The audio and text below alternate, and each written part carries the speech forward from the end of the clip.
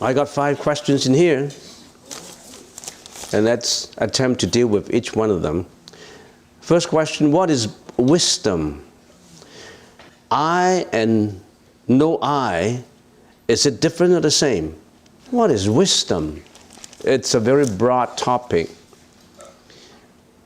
Wisdom, no, we can talk about it for a long time to deal with it in detail, but just for the sake of answering these questions in, say, 5 or 10 minutes, let me throw you back a question. Is wisdom the same as intelligence? Well, when this guy is intelligent, we say this guy is wise. He could be intelligent, he may not be wise. In other words, he could have a lot of intelligence, he may not have wisdom at all. It's very necessary that we have both. We must cultivate wisdom. Why did I say that intelligence and wisdom, they're not necessarily the same? Let me give you an example. A scientist who invented, who discovered, whatever you want to call, atomic bomb. Under his instructions, the nation built that atomic bomb. These scientists, are they intelligent? Certainly, they're not dumb. If they're dumb people, how could they discovery or the building of an atomic bomb? But how did they use the atomic bomb? If they use it as a threat to another nation, if they use it as a means to occupy land, as a means to subdue a nation, like what Hitler was doing in the Second World War on the Jewish community, like what the Japanese were doing in the Japanese War, the Sino-Japanese War in China. These are intelligent military tactics, but they were used in the wrong way to kill people, to damage the world.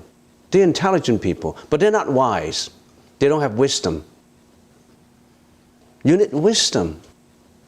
So I say wisdom is in the favorable or the moral sense of the word, and intelligence is this general intelligence.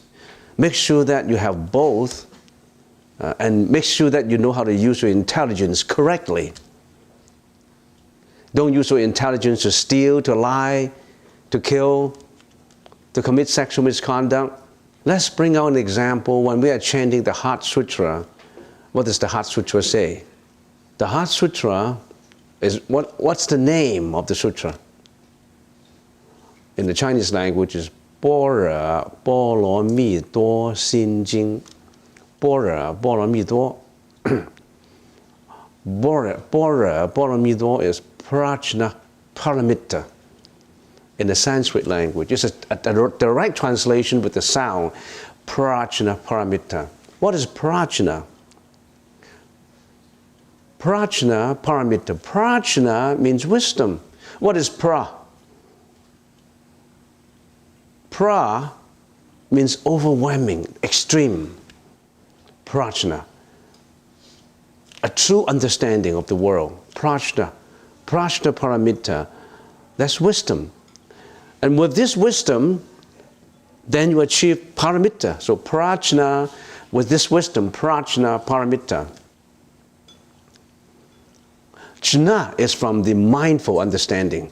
Pra is going to beyond physical, going to extremely high level.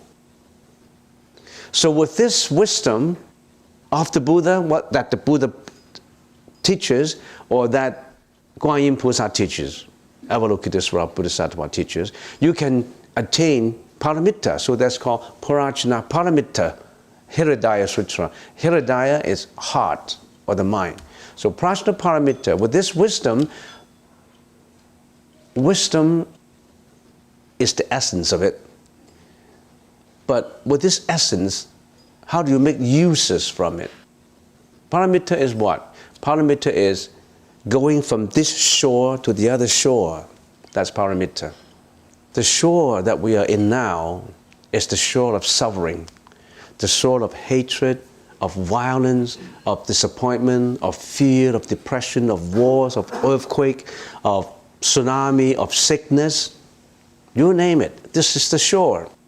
You open up the newspapers and you know what kind of shore we are at now. This is the shore of suffering. We're so used to this shore.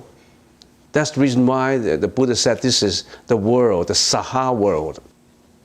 Saha is a Sanskrit word. Sopo sije. Saha. What does Saha means?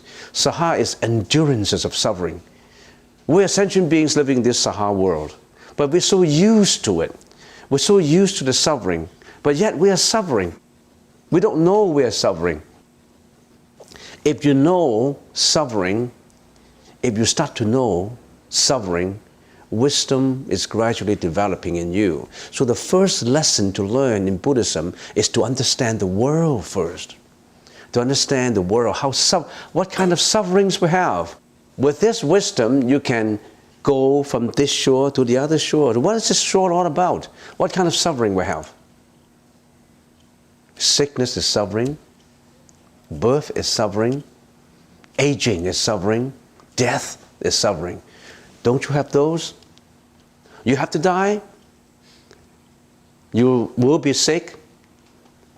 Anybody who does not have to age, you'll be always young and beautiful. Anybody? Raise your hand. Even if you go for facial every day, it does not matter.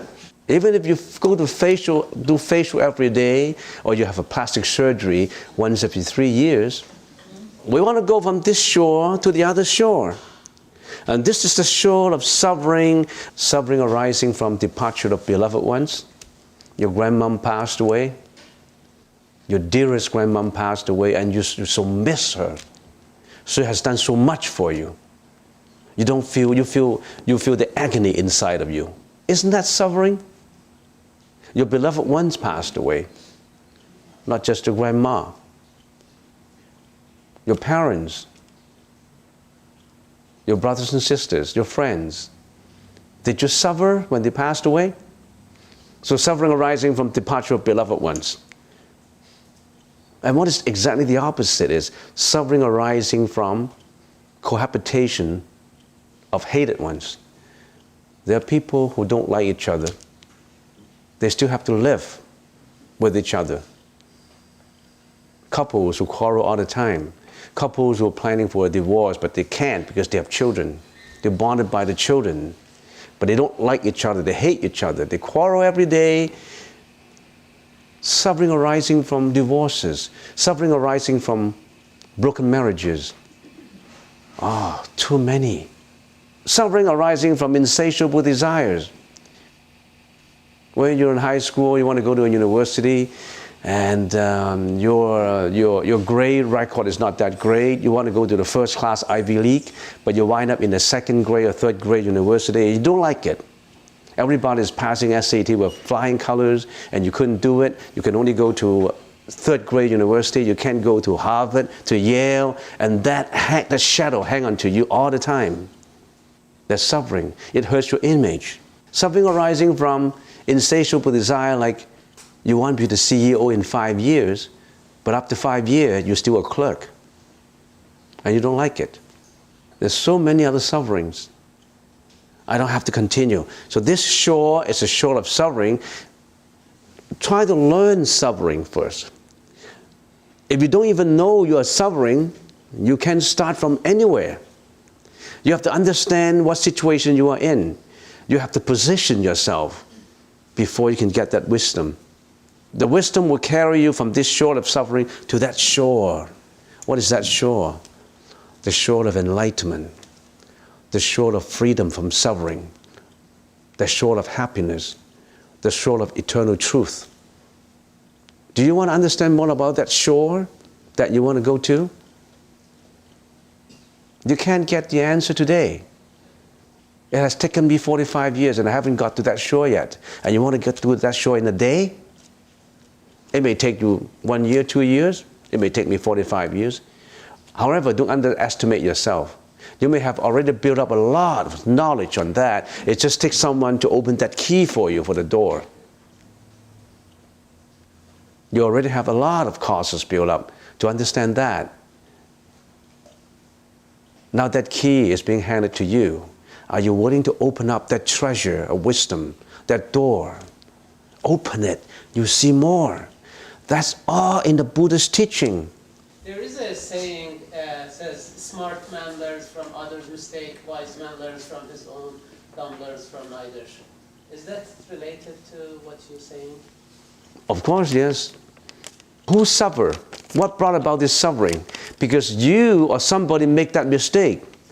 If you suffer now from certain thing, you won't say, blame the other guy for it. He gave me this. It's you yourself that make that suffering come true for you. You are creating your own destiny.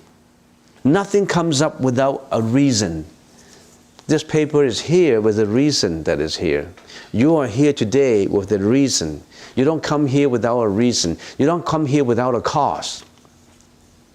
We call it the Buddha's teaching of causality. And you have to study that. You have to know about it. And some people will ask, how does knowing causality help us? Okay, I understand the Buddhist philosophy of causality. How does it help me? I'm working now and I want to make money and I want to buy the house, I want to buy a Ferrari, I want to buy a $1 million house. And how does knowing causality help me? Can you relate that to your job? Can you relate causality to your job? Let's get a practical example. If you understand causality, how does it help you in your job? Let's be practical. We're not talking about spiritual now. How does knowing causality will help your job? We know that nothing happens without a reason. You want a promotion. You want to be promoted. You want to have a pay raise. Have you cultivated enough causes to justify for that pay raise? Do you work hard enough? Do you take extra courses? Do you have good, amicable human relationship? How do you react to your boss? How do you do your job? All these are the causes that will help you to become the CEO. Yet you're ignoring them. You don't care about them. You don't understand causality. If you understand causality, you will have been promoted. If you really learn the Buddhist teaching, you have been promoted already. Don't think about the Buddhist teaching as simply a superstition. You are ignorant only. Not the Buddha, not the Buddhist teaching. Would you please explain what sexual misconduct mean in practice?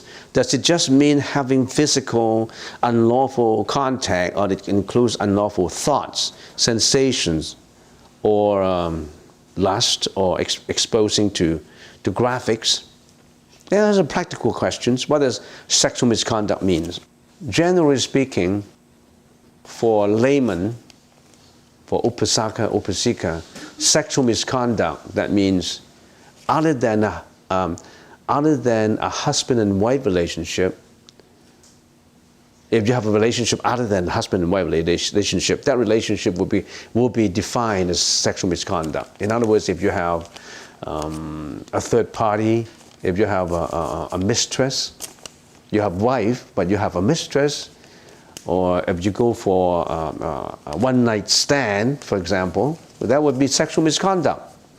Only relationship between husband and wife, that's acceptable. That's not sexual misconduct. Other than this, that it would be regarded as sexual misconduct.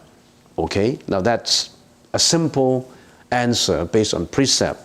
However, you also brought up sensation and thoughts and sensual thoughts in you. If you have taken the bodhisattva precepts, then it will be a little different. A bodhisattva precept you have taken would require you to be more conscious of this sexual misconduct. In other words, if you have a thought, if you have a sensuous thought coming up in you, the first thought would not be classified as breaking of the precept. Because, for example, you're a lady and you saw a guy coming in, he's handsome and tall and rich and whatnot, and you love him at first instance of seeing him, and you have some thought in your mind. Now, that's the first thought, but oh no, I shouldn't have this thought. I already have taken my bodhisattva precept. So you're not going to have a second thought. Then that would not be regarded as a violation. However, if you have a second thought continue, that would be a violation already, even if you haven't committed the sexual misconduct. So you must not have a second thought. Because we are sentient beings, we cannot prevent ourselves from having that first thought. Here's a man, here's a woman coming in, a beautiful woman, and this man all of a sudden have that sexual thought in that man. The first thought is not a violation. It's not breaking of the precept. But if you continue to have that thought, it would be. So for that reason, if you click onto graphics in internet, if you did it by accident, it shines in front of you in a monitor, and you know that that's indecent, and you eliminate it, that wouldn't be a breaking of precept. But if you think, oh, this is attractive, and you continue to see, you continue to research more, and you hang on to it, it's already broken. I mean, you already have committed the bodhisattva precept. But that's a higher level. You haven't undergone the ceremony of following the bodhisattva's precepts. Don't worry about it. As long as you haven't performed the actual misconduct, that will be fine. Because you are still in the action stage of definition. You haven't done that behavior. You haven't done the action of sexual misconduct. You haven't broken the precept. But if you have followed the bodhisattva's precepts, the second thought will be taken as a breakage of the precept. You understand what I mean? Recently, because of these telecommunications, it helped us in learning, but it also ruined us. It's just like the internet, the mass communications, telecommunications has become so much improvement in there, and so advanced that it's like a fire. It can be your master, it can be your good master and your bad servant. It can burn you. It can help you to cook like fire. Depends on how you used it. You got to have that discipline in you.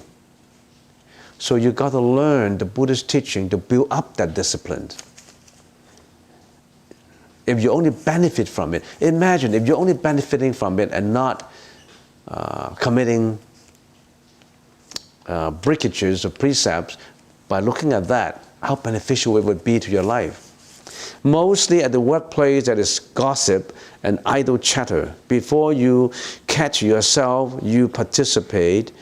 Will continue meditation be the answer to remind yourself to stop before you start? I always know after, but then it is too late.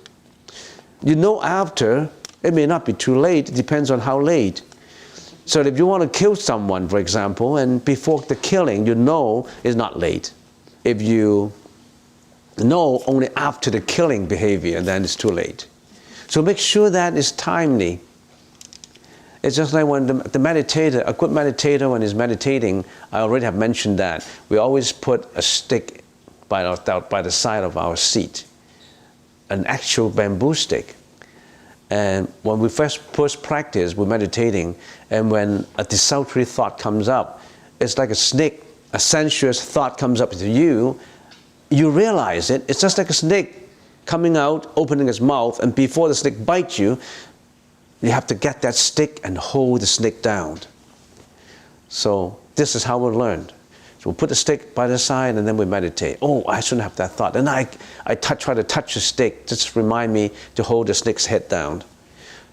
So if you do this practice all the time, every time when the snake, the zizzing snake is coming up, getting to bite you, you realize it. before it bites you. If you realize it only after it has bitten you, you already get bitten. You have to know early. The earlier you know, the more saintly you are. Actually, if you know, you're already on your saintly path to nirvana. In other words, you know that you've got to subdue that kind of thought. You know that you have to put that thought under control. You're already on your way to enlightenment. But only a few people out of a million know about this. It all contains in the Diamond Sutra. How to hold that snake down. How to control your mind. What is meditation? Is meditation about getting blessings from Buddha? Meditation is about how to control your mind. How to know your mind. What do you have? What do you consist of? The mind and the body.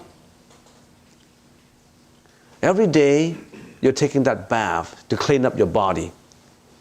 Have you taken any bath to clean up your mind? What kind of bath you require to clean up your mind?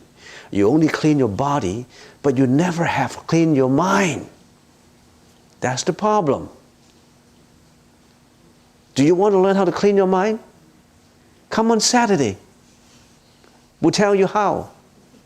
If you don't want to clean it, as long as it's not stinky, don't come to the temple. We can smell the stinkiness of your mind, not just of your body. You believe me, sometimes you can sense the filthiness of one's mind just by looking at you and feeling about your energy. You have that experiences. I don't need to tell you. Sometimes we look at a guy and we say, if we want someone to play the role of a scoundrel in a movie, you don't need to look for anybody. It's right there. He looked like it.